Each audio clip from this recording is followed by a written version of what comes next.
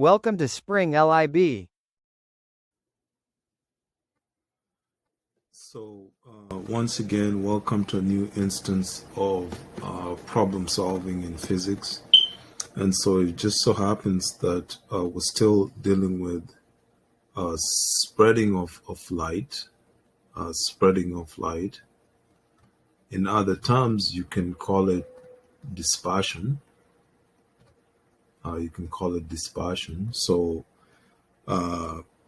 if we have a grating, a dispersion grating that spreads out light, so assuming light comes in and then it spreads out through the grating, it so happens that our d, which is our diameter, is we want to this is like a proof, so we want to prove, instead of saying proof, we can say prove. We want to prove it. So prove that d equals to tan theta over lambda. Remember, lambda is the wavelength. This is the wavelength we're dealing with. And then theta is the angle. D obviously is the diameter that we're dealing. So we want to see, we want to prove that for this particular angle theta, anytime theta changes, it changes by a factor of d theta. So that's the change in theta. And of course, in the same light, if you're looking at wavelengths, and here we're talking lambda, d lambda will be change in lambda. That's what we're seeing in that instance. If we have different orders, so if we have different orders, we are going to see that these orders are in terms of m. In terms of m is the order. And this small slit, this is d. That's the separation. Excuse me. That's the separation in the slit. So if m is the order and d is the separation, so m being the order of maxima, we know that d I have to simplify this. We know that d sine theta equals to m lambda, so we're going to get the differential with respect to d theta on both sides. So with respect to theta, sorry, not theta, but lambda, we're getting the differential on both sides with respect to lambda. So if you can recall, if we have differential x with respect to x, this is going to be 1. So with respect to lambda, we're still going to get 1.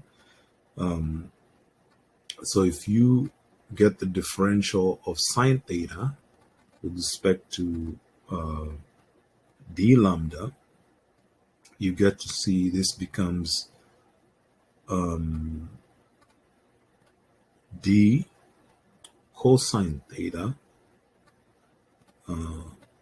times d theta over d lambda, because now you're doing with respect to lambda, but the variable is theta.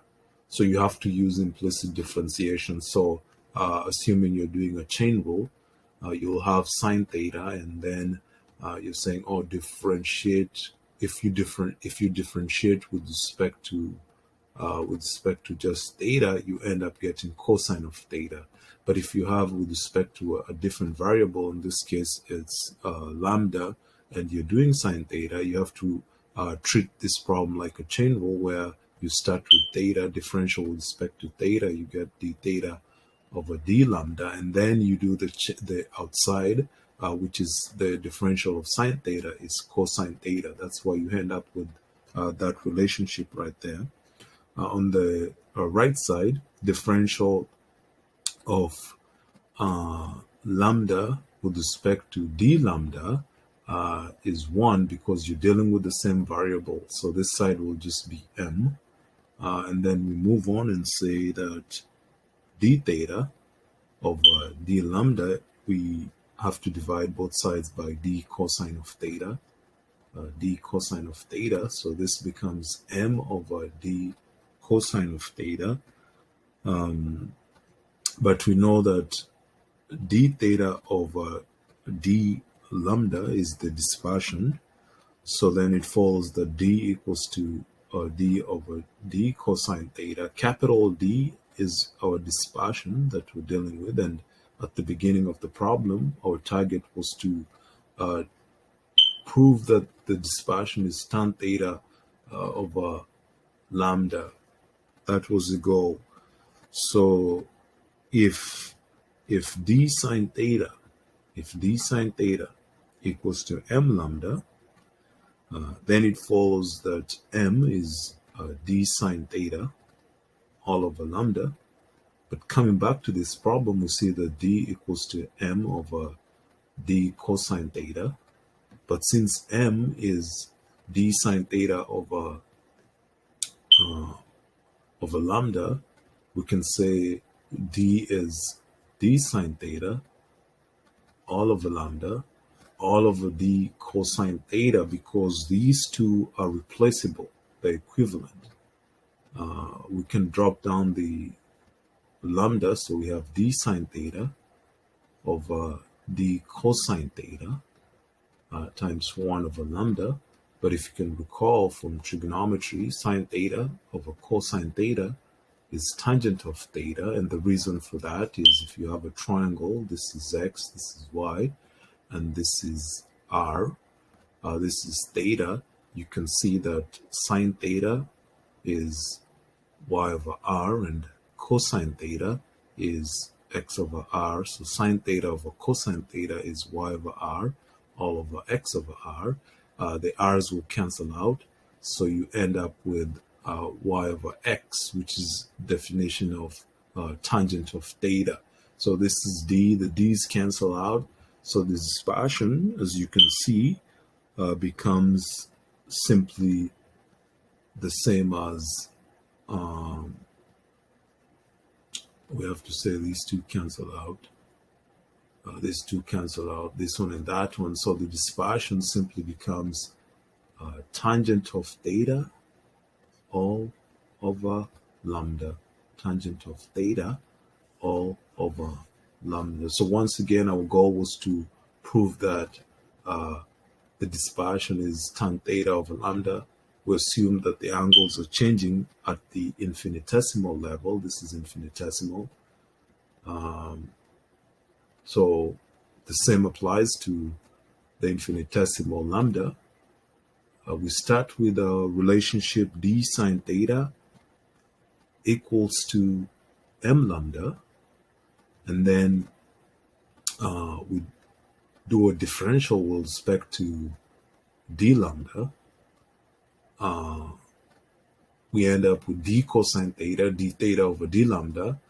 We have to divide both sides by d cosine theta so we can isolate d theta over d lambda. The reason why we isolate that is because the dispersion is the same as d theta over d lambda.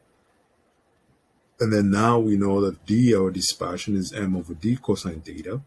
But at the beginning, we had d sine theta is m lambda.